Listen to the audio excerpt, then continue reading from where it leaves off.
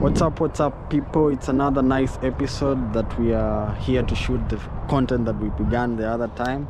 We are doing, this is now the second episode that we are going to continue on the challenges that you can face as an immigrant when you're abroad. My name is Franklin, and if it's your first time in this channel, kindly take a moment or two, go down there, subscribe. I mean, your subscription is of importance again, so that you're able to see our content anytime that we are going to post our content again. So today we are here with my G again, Amos. We're gonna continue on the last episode that we did. If you haven't actually watched the first episode, you can go to his channel. We are going to attach the link here below, so that in the description, so that you begin from the first episode before we continue on this episode. So Amos, so where are we going to continue from? Last time we were talking about the challenges, but that episode was too long, like 30 something minutes, so we had to cut it so that we can do like 2 episodes. So right now we're just going to dive into the challenges we facing here in Canada. All like those people come from outside, let's say from Africa to this world, third world country, right? To first world. Oh, the first world country. Sorry, my bad. So let's talk about employment. Okay, so let's say you're from a developing nation, you see, and you're trying to look, the reason why we come from developing nations and we're trying to find a better opportunity, job, it's all in effort of trying to make a bright future for yourself and most probably the people around you and your children, your siblings, your family. You, in as much as most probably you came here to study, it's all in the effort of trying to make your life better. So today we're gonna focus on the challenges on finding your first job, or let's actually put this episode for challenges that you're going to find in employment in a country abroad. Most of these challenges are common in these first world countries. So Amos, let's start from here. So when I came to this country, before I went to school, like before I went to pursue some short courses for me to get myself at the middle of the process. So I used to do factory jobs. Over here we have like the white collar jobs, we got the factory jobs, like all those sorts of jobs. So the first job I got, the first episode I said it was driveway sealing. So the second one was egg production. I used to work with an egg production company. So this egg production company, the challenge was after they have agreed to take you like as one of their employees. So you are in the system already. So this when you realize like there's a challenge. At the first side, break is just 15 minutes. Okay, like crazy. You're just like you're working hand in hand with the machine. Come on, man, hand in hand with the machine.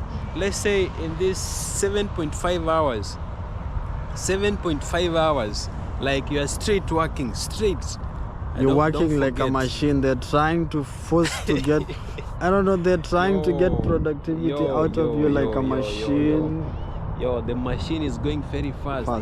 If you mess a little bit, maybe tomorrow you're not going to come to that work.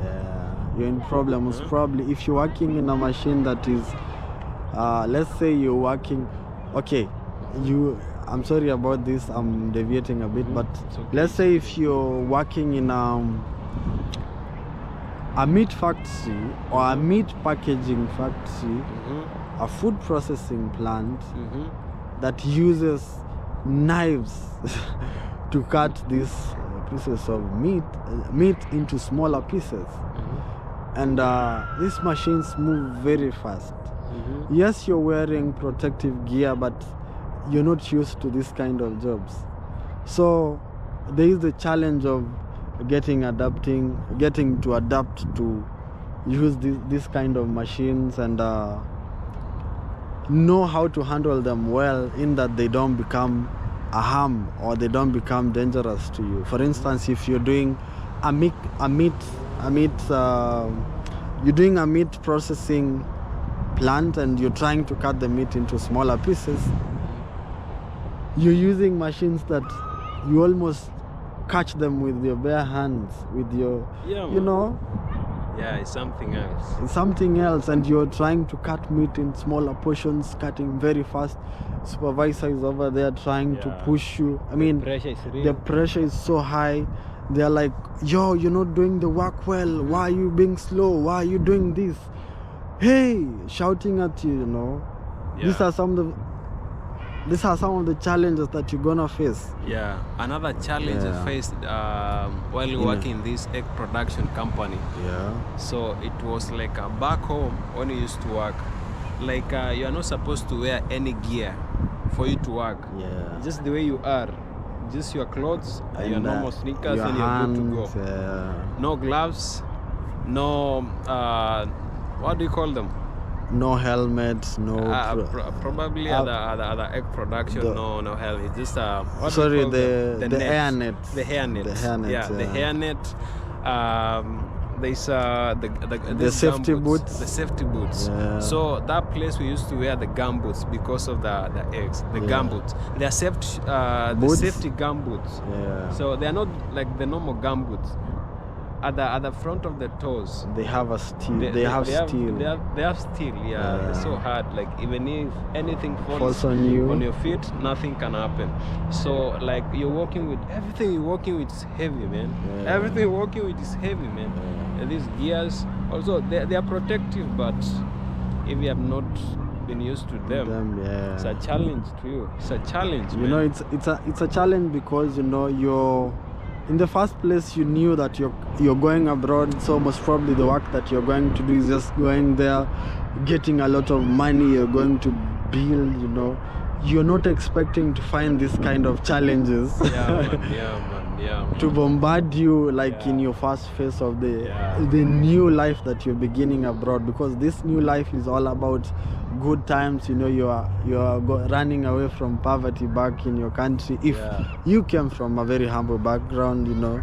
Yeah, they might understand. Now, even the gear, you actually don't really know the gear. They are saying, you know, you're supposed to be going to a certain job in the morning, and then they are like, hey, when you're coming in the morning, ensure you wear your safety boots, ensure you have your gloves, you have your nets, you know. And you don't know how to use this thing. So when you're going there, you have a challenge in trying to wear these things. You're very uncomfortable. You're wearing these boots, you're very uncomfortable.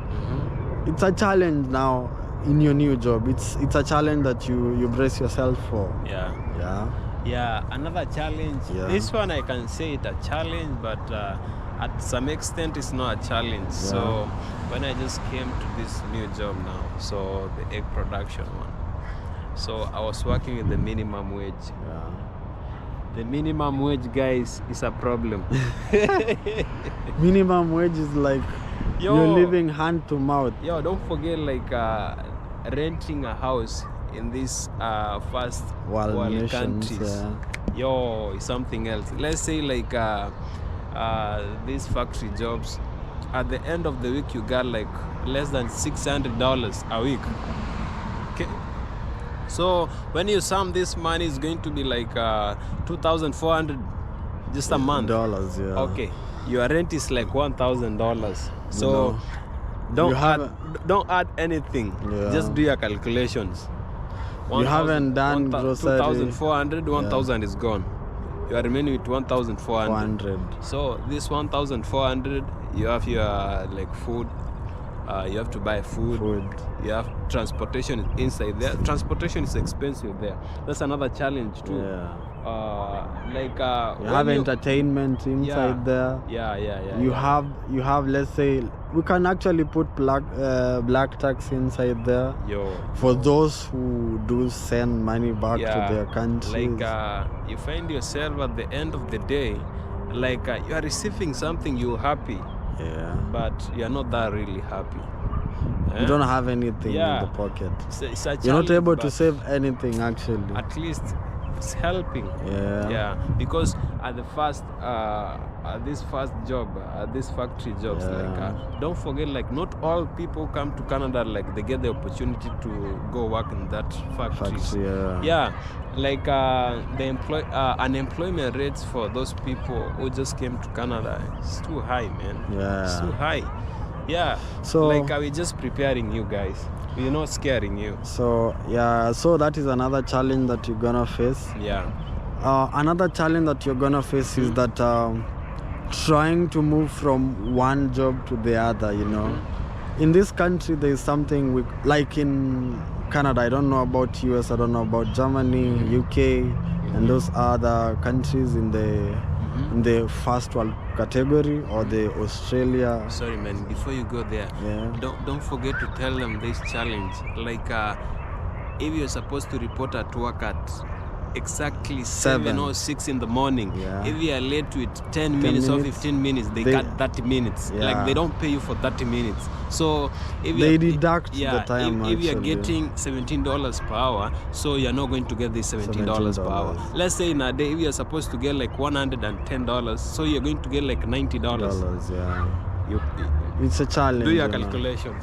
So if you're supposed to be at work on time, be on time. Be on time. Don't do any shenanigan that is gonna make you late at work, Go back to the challenge you are telling them now. So the challenge I was telling them is that moving from one job to another is actually a challenge, especially, let's say now you're doing a factory. You are giving us an example of a factory job.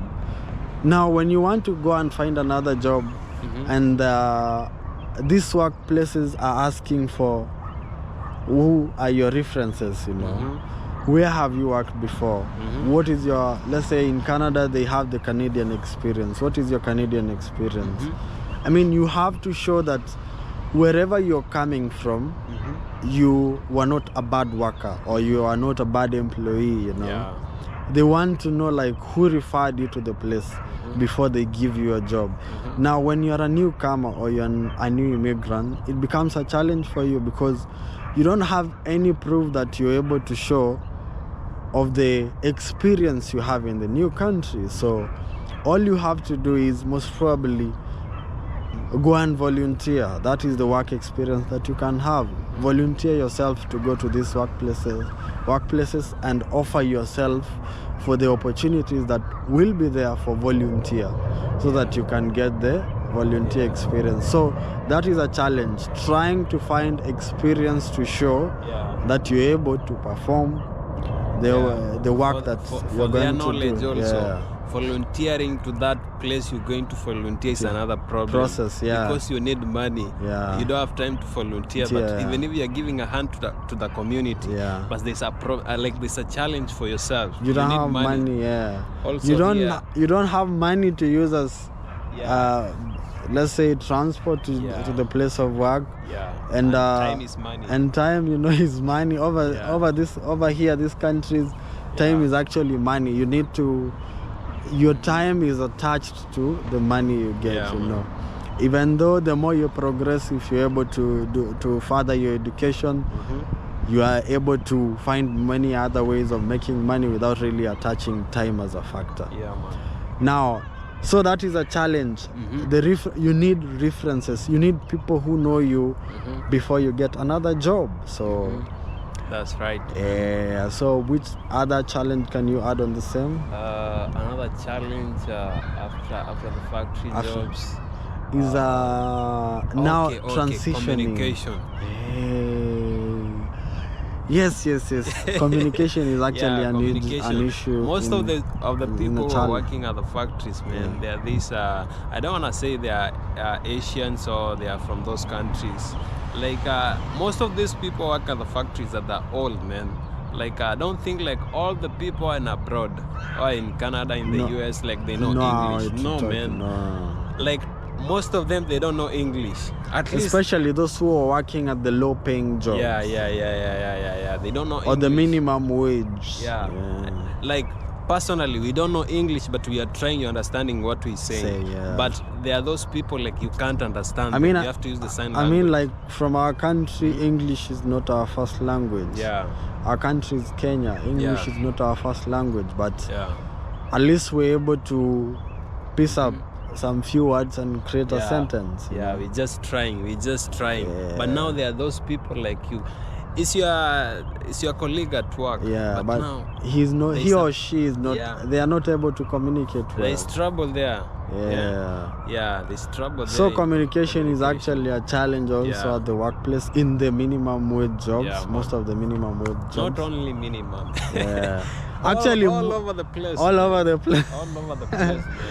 It's actually a challenge. And also, when you look at, I was saying I don't know why this is going away. When it's normal. When you're trying to navigate from doing a job or you're trying to do schoolwork, you're going to school, and still you're trying to do your job. It is a challenge. You're trying to do to do work that is able to pay your bills, but again you're trying to put yourself in a position whereby you're able to do schoolwork, and you're also working. You know, it's actually a challenge. Another thing meant to add on that. Most of these people, let's say most of the Kenyans who come from back home, like let's say a person went to the college back home, went to the university back home, spent like 6 years in school. 6 years, let's say after high school, spent another 6 years in school. So the guy came here like transforming from our back home experience to this first class. What's going on? To this first world country.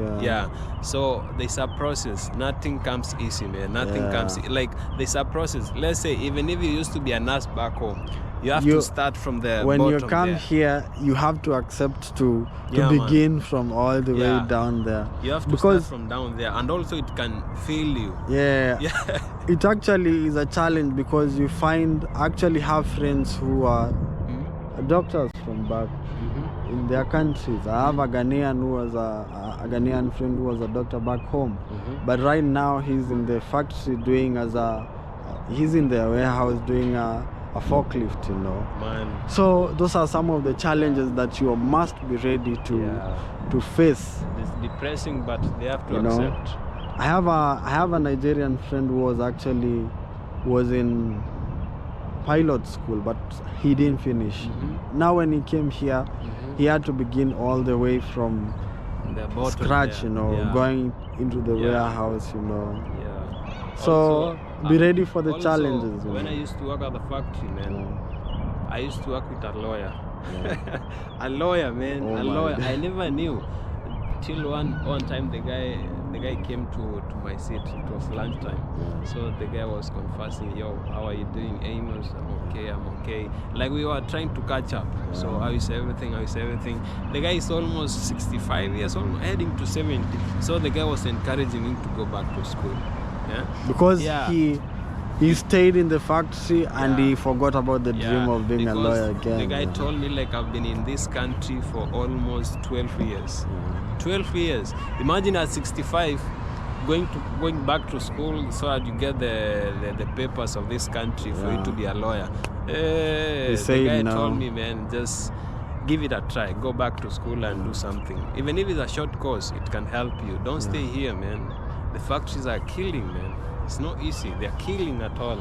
So, but anyway, again, don't be afraid to to start there, but don't let yourself stay there for too long, because if you stay I feel like sometimes it can be very addictive to maybe you're earning some money that you, and back home you're never earning that kind of amount of money, and then you're like, wow, this is the money I'm gonna get right now, and then you forget about all the goals that you had before you found the job of the factory. So don't be afraid to go ahead and start from there, but again, try as much as possible to try and move forward and forge forward towards your career or the career that you might be aiming at. Also, like to round up this, not all those people are working at the factories, man, are down for something. Like not all of them, like they don't know what they are doing, man. Sometimes things don't add up. That's why most of the people are there. So this life is a journey, man. So life is a journey. Let's actually encourage each other. If you're planning to move abroad, these are some of the things that you